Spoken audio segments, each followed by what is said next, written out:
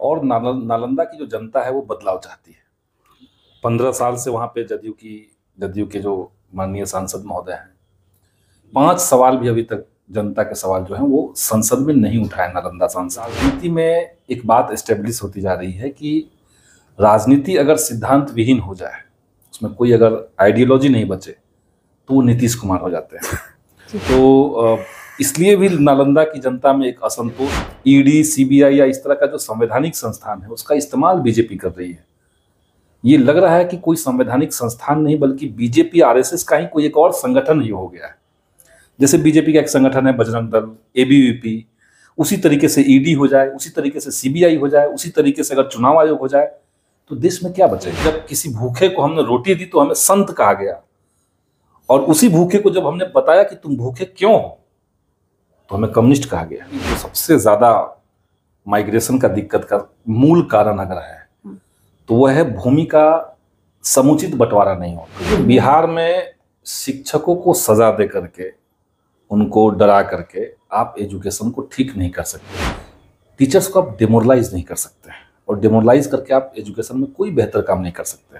नमस्कार दोस्तों, मैं हूं यूशा रहमान और मैं आज यहाँ बात कर रही हूँ संदीप सौरभ से, जो कि सीपीआईएमएल से एमएलए हैं, अभी पालीगंज से, और आने वाले लोकसभा चुनाव में ये नालंदा जिला से इलेक्शन लड़ने की तैयारी कर रहे हैं। नालंदा जिला वही जिला है जहां पर नीतीश कुमार ने 2004 में सांसद की सीट जीती थी और ये उनका होम डिस्ट्रिक्ट भी है। यहाँ से इलेक्शन लड़ना आसान काम नहीं। फिर हम यही जानने की कोशिश करेंगे कि संदीप सौरभ का क्या रणनीति होगा कि आने वाले चुनाव में वो क्या क्या किस तरीके से इस इलेक्शन में लड़ेंगे। देखिए, हम लोग तो नालंदा जिला में अभी महसूस हो रहा है कि बड़े पैमाने पर युवाओं का समर्थन मिलेगा। जो वहाँ के शिक्षक समुदाय हैं वो समर्थन करेंगे, और नालंदा की जो जनता है वो बदलाव चाहती है। 15 साल से वहाँ पे जदयू के जो माननीय सांसद महोदय हैं, युवाओं को ये उम्मीद थी कि जो उनके जनप्रतिनिधि हैं, आमतौर पे लोग यही सोचते हैं कि हमारे जनप्रतिनिधि जब हाउस में जाएंगे ऊपर तो उनके मुद्दों को उठाएंगे। अगर एक साल में एक मुद्दा भी उठा होता तो 15 साल में 15 मुद्दा उठना चाहिए था। लेकिन 5 सवाल भी अभी तक जनता के सवाल जो हैं वो संसद में नहीं उठाए नालंदा सांसद के द्वारा। तो एक तो ये नाराजगी लोगों में है। दूसरा है कि राजनीति में एक बात एस्टेब्लिश होती जा रही है कि राजनीति अगर सिद्धांत विहीन हो जाए, उसमें कोई अगर आइडियोलॉजी नहीं बचे, तो वो नीतीश कुमार हो जाते हैं। तो इसलिए भी नालंदा की जनता में एक असंतोष है। उनको लग रहा है कि उनके मतों के आधार पर इतने लंबे समय से बिहार में मुख्यमंत्री रहने के बावजूद नीतीश जी जो है वो किसी विचारधारा के प्रति प्रतिबद्ध नहीं, कभी इधर कभी उधर। तो नेता कोई पेंडुलम हो सकता है, लेकिन उसके पीछे पीछे पूरी जनता पेंडुलम नहीं हो सकती है। इसलिए लोगों में एक आक्रोश है। तो ये तमाम सवाल जो है, नालंदा के बदलाव का सवाल, और इन सबसे ऊपर जो देश का केंद्रीय सवाल बनता जा रहा है कि देश में लोकतंत्र बचेगा कि नहीं, संविधान बचेगा कि नहीं। क्योंकि जिस तरीके से ईडी, सीबीआई या इस तरह का जो संवैधानिक संस्थान है उसका इस्तेमाल बीजेपी कर रही है, ये लग रहा है कि कोई संवैधानिक संस्थान नहीं बल्कि बीजेपी आरएसएस का ही कोई एक और संगठन ही हो गया है। जैसे बीजेपी का एक संगठन है बजरंग दल, एबीवीपी, उसी तरीके से ईडी हो जाए, उसी तरीके से सीबीआई हो जाए, उसी तरीके से अगर चुनाव आयोग हो जाए तो देश में क्या बचेगा। तो लोकतंत्र का जो व्यापक सवाल है, इन तमाम सवालों को हम लोग उठाएंगे। और जिन युवाओं को उम्मीद थी कि महागठबंधन की सरकार बनी और बिहार में रोजगार की संभावनाएं मजबूत हुई, 2-2 बहालियां शिक्षकों की हुई, लाखों की संख्या में लोगों को नौकरी मिली, अब लोग देख रहे हैं कि नीतीश कुमार जी ने उस सरकार को साजिश के तहत गिरा दिया बगैर कोई कारण के। और जिस भाजपा के साथ गए हैं वो भाजपा नौकरी विरोधी हो चुकी है। और बिहार के युवाओं को जो TRE-1 हुआ, TRE-2 हुआ शिक्षक बहाली के लिए, TRE-3 में जो उम्मीद थी वही हुआ, TRE-3 जैसे हुआ, पेपर लीक हो गया। तो ये भाजपा जदयू का जो कॉम्बिनेशन है ये युवाओं के खिलाफ है। तो ये तमाम सवाल हैं, वहाँ के स्थानीय सवाल है, इन सबको लेकर के हम जनता के बीच में जाएंगे। ठीक है, आपने बात की आइडियोलॉजी की, तो ये आप लोग जब सीपीआईएमएल से लड़ते हैं तो एक तरह से ये एंटी पार्लियामेंट्री एक पार्टी रही है जो कम्युनिज्म के एस्टैब्लिशमेंट की बात किया करती थी, जो क्लास के स्ट्रगल से स्टार्ट हुई भी पार्टी है। तो आप इसको फर्दर कैसे देखते हैं? आप किस तरीके से पार्लियामेंट में जब आप एंटर करने की कोशिश कर रहे हैं तो आखिर नहीं, हमारी पार्टी में कभी ये आइडियोलॉजी के बतौर नहीं है कि हम चुनाव लड़ेंगे ही नहीं या लड़ेंगे ही। ये आइडियोलॉजी का हिस्सा नहीं है, ये रणनीति का हिस्सा हो सकता है। और पार्टी ने 90 के दशक में ये महसूस किया कि जनता के ज़्यादा व्यापक हिस्से में अगर हमको पहुंचना है तो ये हमें ओवरग्राउंड होना पड़ेगा। अगर हमें स्टूडेंट्स यूथ के बीच में जाना है, किसानों के बीच में जाना है, जो शहर में मजदूरी कर रहे हैं उनके बीच में अगर जाके काम करना है तो हमें ओवरग्राउंड होना पड़ेगा। और हमारे लिए कभी भी चुनाव इस तरह का नहीं रहा कि अगर हम चुनाव में हार गए तो दुखी हो गए, जीत गए तो बहुत उत्साहित हो गए। चुनाव जैसे बाकी संघर्ष के एक अलग अलग प्लेटफॉर्म होते हैं, चुनाव भी हमारे लिए प्लेटफॉर्म है। हम तो कई जगह पे इस तरह से भी चुनाव लड़ते हैं जहाँ पे हम जानते हैं कि हमें हारना है, लेकिन चुनाव को एक माध्यम बना करके जनता के सवालों को हाईलाइट करना ये एक इम्पोर्टेंट चीज़ है। लेकिन पिछले कई दिनों से हमारी पार्टी का जो स्ट्रेंथ है, देखिए माले जो पार्टी है उसके पास नंबर्स हैं, संख्या है, व्यक्ति है, वॉइस नहीं, आवाज़ नहीं। क्योंकि आवाज़ जो है वो मिडिल क्लास के पास ज़्यादा है, मध्य वर्ग के पास ज़्यादा है, जो कॉलेज में लेक्चरर हैं, जो वकील हैं, जो इंटेलेक्चुअल हैं, उनके पास आवाज़ ज़्यादा है। लेकिन पिछले दिनों हमारी पार्टी का जो एक लंबा इतिहास रहा एंटी फ्यूडल स्ट्रगल का, या जनता के जो बुनियादी सवाल हैं, हर दिन जीने मरने का सवाल है, ज़मीन का सवाल है, गरीबों का, भूमिहीनों का ज़मीन का सवाल है, इन तमाम सवालों पे जो एक लंबा संघर्ष रहा, धीरे धीरे एक बड़े हिस्से में हमारी स्वीकार्यता मजबूत हुई है। और जो पिछला विधानसभा चुनाव हुआ उसमें आपने देखा होगा कि माले जो है हमारी पार्टी वो 19 सीट लड़के 12 सीट हम लोग जीते थे। तो स्ट्राइक रेट के लिहाज से ये बिहार का सबसे बेस्ट परफॉर्मेंस था। तो उस लिहाज से अभी पार्टी का एक नया फेज चल रहा है। और संख्या के बतौर नहीं भी अगर कहें तो आइडियोलॉजिकली इस दौर में जो मोदी की सरकार चल रही है, जिसको बहुत लंबे समय से हमने चिन्हित किया था कि एक क्रोनी कैपिटलिज्म और फासिज्म वाली सरकार है, कम्युनल सरकार है, इसके खिलाफ एक आइडियोलॉजिकल बेंचमार्क स्थापित करना और इनके खिलाफ जो संघर्ष करने वाली ताकतें हैं उनको उनका हिरावल बन करके, उनका अगुवा दस्ता बन करके हम लोग जो नेतृत्व किए हैं, उसका एक इम्पोर्टेंस रोल है और वो एक बड़े सर्किल में गया है। तो हमारे लिए कभी आइडियोलॉजी ये नहीं रहा कि हमको लड़ना है, नहीं, रणनीति की बात है, वो चुनाव लड़ना रणनीति की बात है।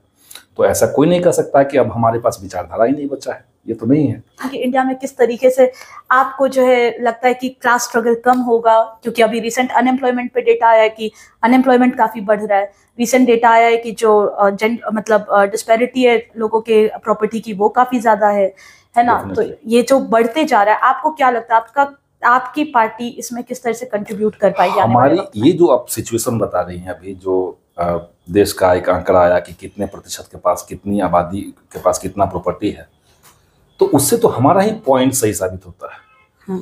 कई बार शुरुआत में लोगों ने कहा कि कैपिटलिज्म जो है उसमें ऊपर से चलता है, नीचे रिश्ते तक लोगों को प्रॉफिट पहुंचता है, लेकिन ये तो साबित नहीं हो रहा है। साबित हो रहा है कि कैपिटलिज्म के भीतर चंद लोगों को ही मुनाफा हो रहा है, बाकी जनता में जो है वो गरीबी फैल रही है। तो अमीर गरीब का खाई बढ़ गया है। तो जो मार्क्सवाद कह रहा है कि मोड ऑफ प्रोडक्शन के ऊपर गरीबों का हक होना, उत्पादन के जो साधन है उस पर गरीबों का हक होना, तो वो बल्कि साबित हो रहा है जब देश में सब चीज, जैसे अभी आप एग्जाम्पल के तौर पर मैं बता रहा हूँ, जैसे मोदी सरकार इस बात का ढिंढोरा पीट रही कि $5 बिलियन का हम इकोनॉमी इंडिया का बना लेंगे, तो ट्रिलियन का, तो 5 ट्रिलियन का बनाने जा रहे हैं। आप सपोज कीजिए कि जो आंकड़े कह रहे हैं अगर उसमें 3 ट्रिलियन एक व्यक्ति का हो जाएगा, सपोज कीजिए अडानी का हो गया, तो उससे देश का कोई विकास नहीं है। आप कहने के लिए आपका इकोनॉमी बढ़ गया, लेकिन उसमें शेयर अगर चंद व्यक्तियों का है तो जनता का कोई बेनिफिट नहीं है। तो ये सिस्टम का फेल्योर है जहां पे आप नुकसान को डिसेंट्रलाइज कर दे रहे हैं और जो प्रॉफिट है उसको सेंट्रलाइज कर ले रहे हैं। तो इससे वामपंथ की जो विचारधारा थी वही मजबूत थी। और वामपंथ कोई ऐसा हवा नहीं है। एक कहावत है कि जब किसी भूखे को हमने रोटी दी तो हमें संत कहा गया, और उसी भूखे को जब हमने बताया कि तुम भूखे क्यों हो तो हमें कम्युनिस्ट कहा गया। तो लॉजिकली चीजों को, मेहनत करने वाले लोगों का उत्पादन पे अधिकार हो जाए, जो खेती करे उसका फसल पे अधिकार हो जाए, यही तो वामपंथ है। इस बात पर फिर हम दूसरे सवाल पर आते हैं। सवाल ये है कि आप जब बोल रहे हैं कि खेती पे जो उत्पादन पे हमारे अधिकार हो जाए, अधिकतर बिहार में हम लोग देख रहे हैं कि माइग्रेंट वर्कर्स होते जा रहे हैं जो यहाँ पे अपने उत्पाद को खुद ही मतलब अपने लैंड पे खुद ही जो है प्रोडक्ट नहीं ये करके दूसरे जगह जा करके वो काम कर रहे हैं। ठीक है, ऐसे में आपको क्या लगता है आपकी पार्टी कितनी सक्षम रहेगी? ये हमारी पार्टी ने इस पॉइंट को बहुत पहले रेज किया था। हम बता रहे हैं कि जो सबसे ज्यादा माइग्रेशन का दिक्कत का मूल कारण अगर है तो वह है भूमि का समुचित बंटवारा नहीं होना। कुछ परिवारों के पास हजारों एकड़ जमीन है, एक बड़ी आबादी है जिसके पास कोई जमीन नहीं। 23 लाख आबादी ऐसी है बिहार में जो भूमिहीन है। तो जो 23 लाख आबादी है ये जिंदा रहने के लिए क्या कर सकता है? अगर आपके पास जमीन है तो आपके पास सामाजिक सम्मान भी है, कुछ नहीं तो आप कुछ न कुछ कमा करके खेती से आपके पास कम से कम खाने का हो जाएगा, उसको बेच करके कुछ आप बाकी चीज कर सकते हैं। ये बिहार में डिस्ट्रीब्यूशन नहीं है, इसलिए हमारी पार्टी ने फोकस जिस मुद्दे पे किया, हम मानते हैं कि वो एक बड़ा आधार हो सकता है पलायन रोकने का, वो है भूमि सुधार। और भूमि सुधार को ही लेकर के काफी लोगों का ये भी क्रिटिसिज्म आता है कि क्योंकि आप भूमि सुधार कर रहे हो और जो बड़े लैंड पीसेस थे वो छोटे छोटे पार्ट्स में डिवाइड हो जा रहे हैं, इस वजह से जो लैंड से वो मिनियल फार्मर्स को जा रहे हैं और इस कारण से क्या हो रहा है कि उसमें प्रोडक्शन जितना भी है वो इस लेवल पे नहीं हो पा रहा कि आप उसको कमर्शलाइज कर सके, और ये एक बहुत बड़ा रीजन है बिहार के एग्रीकल्चरल फेलियर का। हाँ, वो आप कह सकते हैं, लेकिन वो तो एक बड़ा फिलोसफिकल सवाल हो गया कि जमीन किस तरीके से किया जाए। रसिया का जो मॉडल था जिसमें पूरे गांव की जमीन को एक जमीन बनाया गया और सब लोग सामूहिक खेती कर रहे थे, वो तो इस सरकार में संभव नहीं है, अभी वर्तमान दौर में संभव नहीं है। लेकिन जमीनें इस तरह की है जहां पे जमींदारी उन्मूलन कानून के बावजूद जो एक अपर कैप बना हुआ है कि आप इससे ज्यादा जमीन नहीं रख सकते हैं, उससे ज्यादा जमीन बहुत सारे लोगों के पास था। दूसरा है कई सारी जमीनें इस तरह की है जो सरकार के नियंत्रण में है, कहने के लिए सरकारी है लेकिन किसी दबंग का उस पर कब्जा है। तो और हम देखते हैं कि जब गरीब किसी सरकारी जमीन पे जाकर के बसता है, एक छोटी सी झोपड़ी बना करके रहता है, तो उसको जल्दी से बुलडोजर से निकाल दिया जाता है कि आप गलत तरीके से कब्जा कर रहे हो। लेकिन कोई माफिया अगर उसी सरकारी जमीन पे कब्जा करके उसको मनमाने तरीके से इस्तेमाल करा तो कोई दिक्कत नहीं है। तो ये तो सरकार का चरित्र होता है यहाँ से कि आप कैसे किसके पक्ष में खड़े हैं। हमारी पार्टी का नारा एक समय में था और आज भी हम लोग कहते हैं कि जो जमीन सरकारी है वो जमीन हमारी है। सरकारी जमीन पे गरीबों का हक चाहिए, जिनके पास रहने के लिए घर नहीं है, जो जिस चटाई पे सो रहे हैं उस चटाई के नीचे की जमीन नहीं है, जिस थाली में खाना खा रहे हैं उस थाली के नीचे की जमीन उनकी नहीं है। तो ऐसे बहुत सारे परिवार बिहार के अंदर है। इन परिवारों से जो नौजवान निकल रहे हैं उनके पास कोई विकल्प नहीं है बाहर जाने के अलावा। बिहार में कोई कल कारखाना नहीं है। तो एक ओवरऑल डेवलपमेंट, और बिहार में आप देखिए अभी कास्ट सेंसस का जो रिपोर्ट आया, कास्ट सर्वे का, वो रिपोर्ट दिखा रहा है कि कितनी भयावह स्थिति है। तकरीबन 36% आबादी ऐसी है, जो आबादी नहीं मतलब परिवार ऐसे हैं जिनका आमदनी महीने में 6,000 है। अब उस 6,000 में उनको खाना पीना रहना, बच्चों को पढ़ाई, चिकित्सा, सब चीज़ है। तो यानी बिहार में 20 साल से कोई अगर सरकार चल रही है, नीतीश कुमार जी की सरकार चल रही है, आपने बिहार में क्या किया? फिर आप इस बात से खुश हो सकते हैं कि हमने कास्ट सर्वे करा दिया, लेकिन उस सर्वे का जो रिजल्ट आया उसकी जवाबदेही किसकी होगी, ये तो सवाल है। तो इस तरह के कई सारे सवालों को लेकर के हम लोग जूझ रहे हैं और एक विजन भी हम लोगों ने सरकार को सबमिट किया है कि इस गरीबी से कैसे निकला जाए। या उसी सर्वे के रिपोर्ट में आया कि बिहार के एजुकेशन की क्या दशा है। जैसे आप समझिए कि बिहार में टोटल जो पॉपुलेशन है उसमें मात्र 6% लोग ऐसे हैं जिन्होंने ग्रेजुएशन की पढ़ाई की। क्यों ऐसे हुआ है? क्योंकि बिहार में 1 लाख बच्चों के ऊपर केवल 7 कॉलेज। नेशनल आंकड़ा क्या है? 1 लाख बच्चों के ऊपर 28 कॉलेज। तो आप बिहार में 7 कॉलेज पे क्यों रुके हुए हैं? तो बाकी बच्चे जो हैं, यहाँ तक कि 35%, सरकार का ही आंकड़ा इस समय बता रहा हूँ, 35% बच्चे ऐसे हैं जो इंटरमीडिएट की पढ़ाई पूरी कर लिए, लेकिन बिहार के सारे कॉलेजेस में सीटों की सीट नहीं बची है। अब वो बैठ गए क्योंकि उनके पास सीट नहीं है। सरकार ने कह रखा है कि नहीं, एक अनुमंडल में अगर एक कॉलेज है तो हम दूसरा कॉलेज नहीं बनाएंगे। एक अनुमंडल में कितना यूथ का संख्या होता है सरकार को नहीं पता है, एक कॉलेज इनफ नहीं है। तो ये तमाम सारे सजेशंस हम लोगों ने सरकार को दिए हैं और उस पर हम लोगों का लंबा संघर्ष भी रहा है। और ये सब सवाल तो नहीं, लेकिन कई सारे मुद्दे जो बड़े सवाल और तात्कालिक सवाल हैं वो उसको लेकर के हम लोग चुनाव में जाएंगे। और बिहार में एक अंडर करेंट है अंडर करेंट ये है कि देश में कुछ गलत हो रहा है। जैसे अभी सुप्रीम कोर्ट के आदेश के बाद जिस तरीके से इलेक्टोरल बॉन्ड का मामला सामने आया, लोगों को लग रहा है कि बहुत बड़ा कुछ करप्शन है। भले ही मीडिया उसको नहीं दिखा रहा हो, मुख्य धारा के जो चैनल्स हैं उसको एक दिन दिखा कर सब लोग गायब कर दिया, लेकिन एक बड़ा करप्शन है और उसके आंकड़े लोगों के बीच में जाते रहेंगे। हम लोग विपक्ष के रूप में इसको ले जाएंगे, तो ये तमाम सब मुद्दे रहेंगे। और जब हम लोग बिहार की बात कर रहे थे, बिहार के टीचर्स को लेकर के आपने काफ़ी ज़्यादा काम किया, उसके मुद्दे भी काफ़ी उठाए हैं। आपको क्या लगता है कि अभी हाल में ही एक रिपोर्ट आई जिसके हिसाब से 4000 के आसपास टीचर्स का जॉब चला गया, जो कि असिस्टेंट टीचर्स, सॉरी, जो गेस्ट टीचर्स थे। इन सब पे आपका क्या देखिए, बिहार में शिक्षकों को सजा दे करके, उनको डरा करके आप एजुकेशन को ठीक नहीं कर सकते हैं। एक कॉमन सेंस चल रहा है कि टीचर बच्चों को नहीं पढ़ा रहे हैं, स्कूल नहीं आते हैं, अपने काम के प्रति लापरवाह है। थोड़ा उसमें सख्ती, आपके पास जो पहले से नियम उसमें सख्ती थोड़ी सी कर सकते हैं, लेकिन टीचर्स को आप डिमोरलाइज नहीं कर सकते हैं, और डिमोरलाइज करके आप एजुकेशन में कोई बेहतर काम नहीं कर सकते हैं। ये बेसिक समझदारी आज के समय में सरकार के पास नहीं है, ये वो नहीं समझ पा रहे हैं। पिछले 1 साल से आप देखिएगा कि एजुकेशन डिपार्टमेंट किस तरीके से काम कर रहा है। कोई जो बना बनाया नियम पहले से देश के अंदर है, शिक्षा के अंदर है या किसी भी विभाग के अंदर चलता है, उसका पालन नहीं हो रहा है। जैसे पूरे बिहार के स्कूलों में सारे रिक्रूटमेंट्स और सारे जितने इंफ्रास्ट्रक्चर के काम थे सब आउटसोर्सिंग कंपनी को दिया गया, बिना किसी टेंडर के। सब सिर्फ लूट मार मचाया हुआ है। शिक्षा विभाग ने नोटिस निकाल दिया कि टीचर जो है वो सरकार की आलोचना कर नहीं सकते हैं, इवन अपने व्हाट्सएप पे स्टेटस नहीं डाल सकते हैं सरकार की किसी पॉलिसी के खिलाफ, वो संगठित नहीं हो सकते हैं। कोई महिला अगर स्पेशल लीव ली है, उसको पीरियड्स का है समय, उसने स्पेशल लीव लिया हुआ है, सरकार का प्रावधान है, तो उसको खत्म कर दिया जा रहा है, उस महिला को सस्पेंड कर दिया जा रहा है।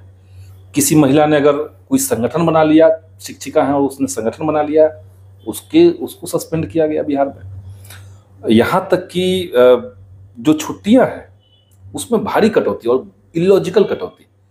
जैसे आप समझिए कि राइट टू एजुकेशन एक्ट कानून बना हुआ है कि मिनिमम स्कूल कितने दिन खुलना चाहिए या साल में कितने घंटे स्कूलों में पढ़ाई होनी चाहिए, इस पे कोई चर्चा नहीं है।